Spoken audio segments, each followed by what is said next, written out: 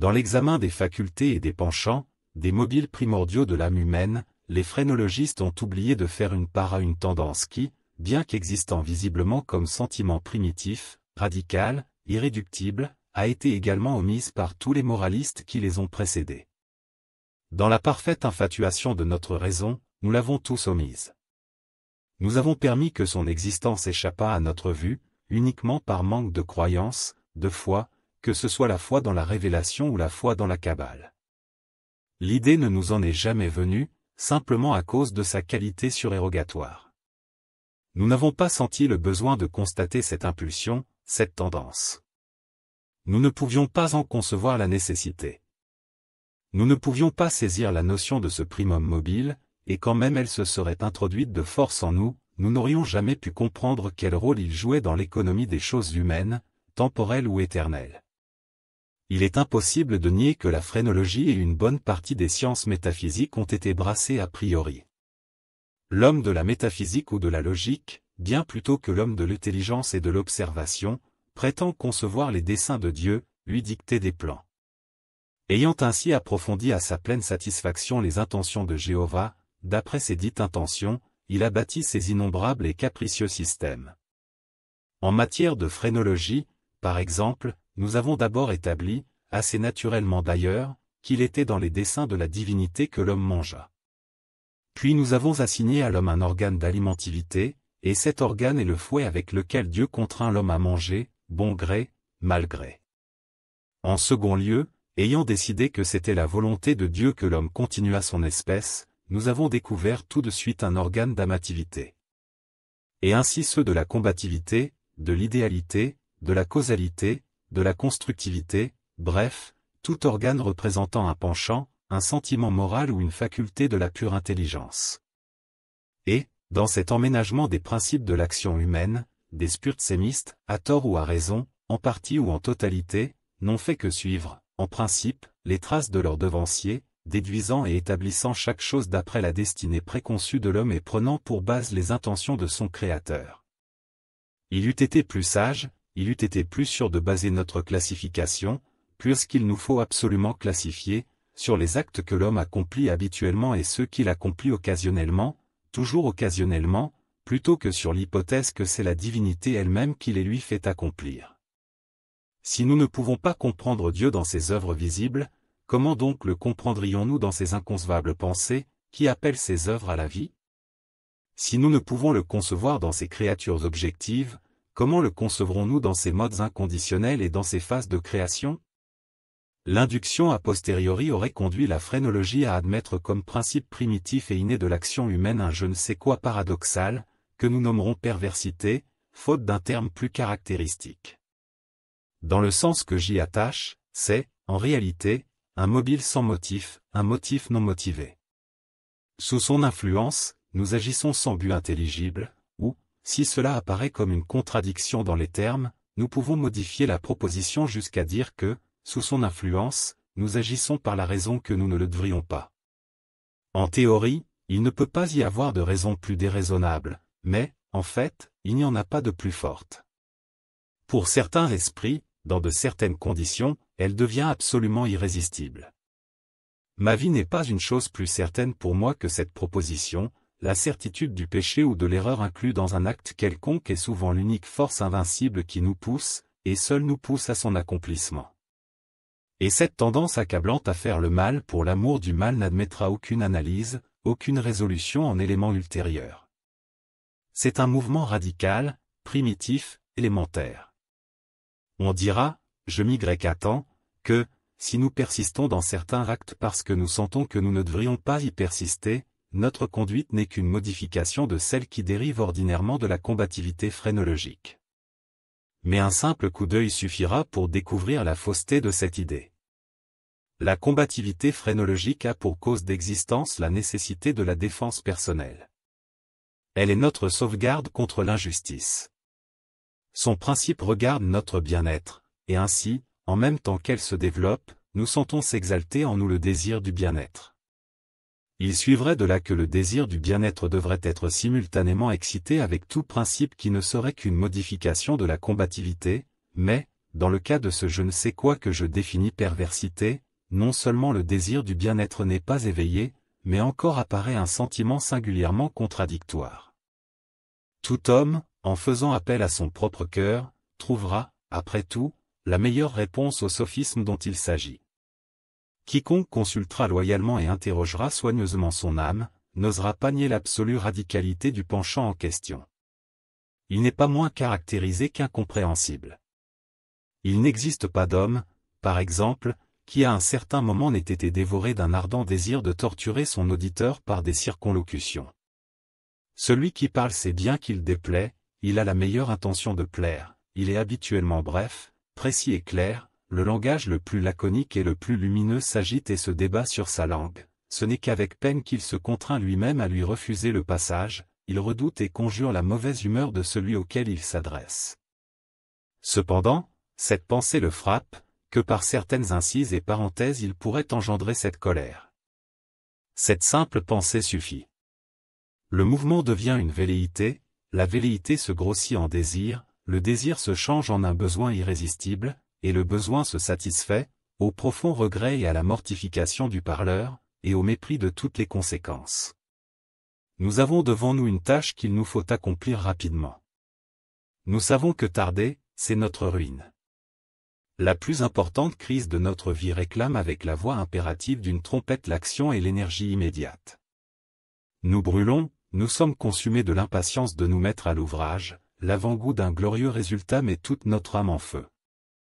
Il faut que cette besogne soit attaquée aujourd'hui, et cependant nous la renvoyons à demain, et pourquoi? Il n'y a pas d'explication, si ce n'est que nous sentons que cela est pervers, servons-nous du mot sans comprendre le principe. Demain arrive, et en même temps une plus impatiente anxiété de faire notre devoir, mais avec ce surcroît d'anxiété arrive aussi un désir ardent, anonyme de différer encore, désir positivement terrible, parce que sa nature est impénétrable. Plus le temps fuit, plus ce désir gagne de force. Il n'y a plus qu'une heure pour l'action, cette heure est à nous. Nous tremblons par la violence du conflit qui s'agite en nous, de la bataille entre le positif et l'indéfini, entre la substance et l'ombre. Mais, si la lutte en est venue à ce point, c'est l'ombre qui l'emporte, nous nous débattons en vain. L'horloge sonne, et c'est le glas de notre bonheur. C'est en même temps pour l'ombre qui nous a si longtemps terrorisé le chant réveil matin, la Diane du coq victorieuse des fantômes. Elle s'envole, elle disparaît, nous sommes libres. La vieille énergie revient. Nous travaillerons maintenant. Hélas! Il est trop tard. Nous sommes sur le bord d'un précipice. Nous regardons dans l'abîme, nous éprouvons du malaise et du vertige. Notre premier mouvement est de reculer devant le danger. Inexplicablement nous restons. Peu à peu notre malaise, notre vertige, notre horreur, se confondent dans un sentiment nuageux et indéfinissable. Graduellement, insensiblement, ce nuage prend une forme, comme la vapeur de la bouteille d'où s'élevait le génie des 1001 nuits. Mais de notre nuage, sur le bord du précipice, s'élève, de plus en plus palpable, une forme 1000 fois plus terrible qu'aucun génie, qu'aucun démon des fables, et cependant ce n'est qu'une pensée, mais une pensée effroyable, une pensée qui glace la moelle même de nos os, et les pénètre des féroces délices de son horreur. C'est simplement cette idée, quelles seraient nos sensations durant le parcours d'une chute faite d'une telle hauteur? Et cette chute, cet anéantissement foudroyant, par la simple raison qu'ils impliquent la plus affreuse, la plus odieuse de toutes les plus affreuses et de toutes les plus odieuses images de mort et de souffrance qui se soient jamais présentées à notre imagination, par cette simple raison, nous les désirons alors plus ardemment. Et parce que notre jugement nous éloigne violemment du bord, à cause de cela même, nous nous en rapprochons plus impétueusement. Il n'est pas dans la nature de passion plus diaboliquement impatiente que celle d'un homme qui, frissonnant sur l'arête d'un précipice, rêve de s'y jeter.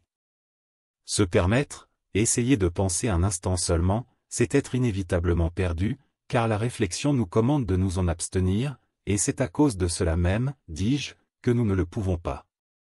S'il n'y a pas là un bras ami pour nous arrêter, ou si nous sommes incapables d'un soudain effort pour nous rejeter loin de l'abîme, nous nous élançons, nous sommes anéantis.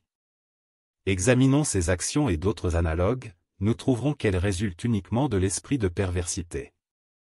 Nous les perpétrons simplement à cause que nous sentons que nous ne le devrions pas. En deçà ou au-delà, il n'y a pas de principe intelligible, et nous pourrions, en vérité, considérer cette perversité comme une instigation directe de l'archidémon, s'il n'était pas reconnu que parfois elle sert à l'accomplissement du bien.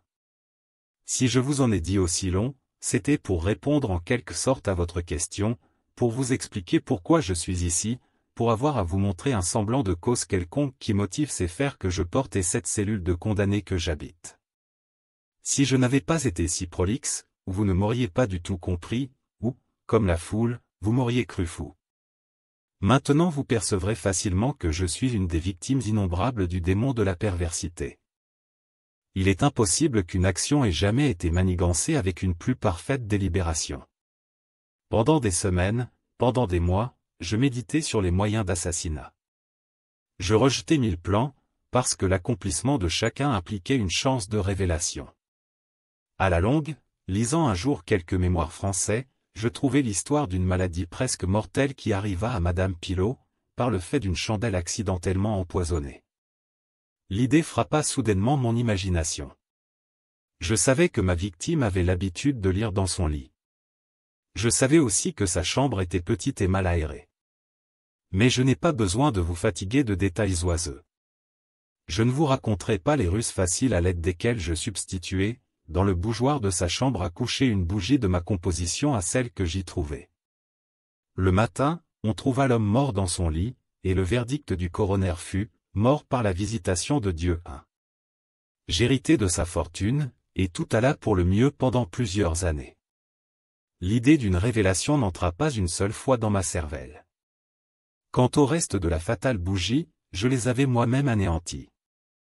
Je n'avais pas laissé l'ombre d'un fil qui pût servir à me convaincre ou même me faire soupçonner du crime. On ne saurait concevoir quel magnifique sentiment de satisfaction s'élevait dans mon sein quand je réfléchissais sur mon absolue sécurité. Pendant une très longue période de temps, je m'accoutumais à me délecter dans ce sentiment. Il me donnait un plus réel plaisir que tous les bénéfices purement matériels résultant de mon crime. Mais à la longue arriva une époque à partir de laquelle le sentiment de plaisir se transforma, par une gradation presque imperceptible, en une pensée qui me hantait et me harassait. Elle me harassait parce qu'elle me hantait. À peine pouvais-je m'en délivrer pour un instant. C'est une chose tout à fait ordinaire que d'avoir les oreilles fatiguées, ou plutôt la mémoire obsédée par une espèce de tintouin, par le refrain d'une chanson vulgaire ou par quelques lambeaux insignifiants d'opéra. Et la torture ne sera pas moindre, si la chanson est bonne en elle-même ou si l'air d'opéra est estimable. C'est ainsi qu'à la fin je me surprenais sans cesse rêvant à ma sécurité, et répétant cette phrase à voix basse, « Je suis sauvé ». Un jour, tout en flânant dans les rues, je me surpris moi-même à murmurer, presque à haute voix, ces syllabes accoutumées. Dans un accès de pétulance, je les exprimais sous cette forme nouvelle, « Je suis sauvé, oui, pourvu que je ne sois pas assez sot pour confesser moi-même mon cas. » À peine avais-je prononcé ces paroles, que je sentis un froid de glace filtrer jusqu'à mon cœur.